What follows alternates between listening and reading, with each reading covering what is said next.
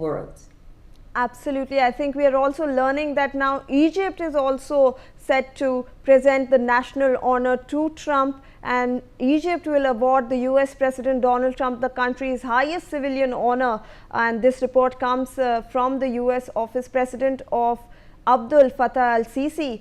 And this award is set to be presented to the people who had a great hand in the resolution of this war. So, ma'am, we are seeing now that even Egypt will award him with the highest, civilian honor. He is going to go to Egypt as soon as he is done with his, address in the Israeli assembly.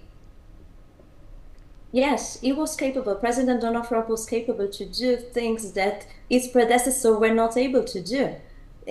First of all, to assure that Israel's national security is restored, but also to see what are the different interests of all partners, naming Egypt, Qatar, Turkey, and other partners in the region in order to bring to this ambitious and important deal. Now, we know that there will be important implications. There will be a restoration of stability in the region, but we have to understand that Israel and its partners are keeping an open eye in all fronts, naming the Gaza Strip, Lebanon, Syria, Iraq, Iran, Yemen, in order to see that different states and non-state actors added by Iran and its proxies are not willing to disturb these positive developments when it comes to restore the stability of the region, because some of the positive implications can collide with their own ambitions in the region. Absolutely. I also want to understand, there have been so many failed peace initiatives in the Middle East. This is the first ray of hope in a very, very long time. And you have, pointed it out that it is very important that we hold on to this ray of hope, that peace is going to be there in the Middle East. But how do you think, how to rebuild trust in those parties who are involved in the conflict? They have seen generations of conflict and violence. There is what is called a fatigue of wars. There are many countries in West Asia that, since the signing of the Abraham Accords, would like to bring to a new reality to the region.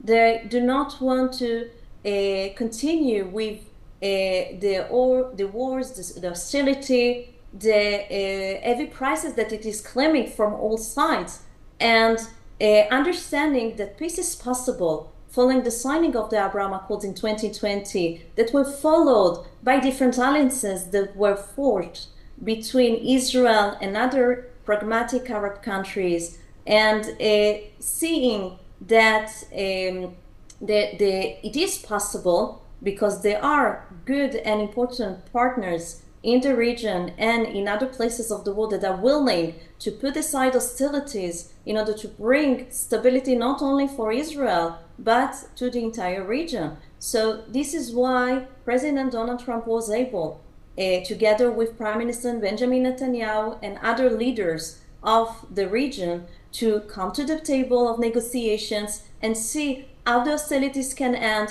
in order to promote positive initiatives that can benefit the entire world. Absolutely. I'd like you to stay on with us, please. I'd like to welcome Haim Etkar, a CH12 journalist on the panel with us, who is currently live with us on the broadcast. Thank you for joining us. Appreciate your time. I would like to learn of your inputs on what's the best and the worst case possible scenario over the next 6 to 12 months. This is the first step towards a positive development. We have seen that hostages have now been released. Prisoners will also be released.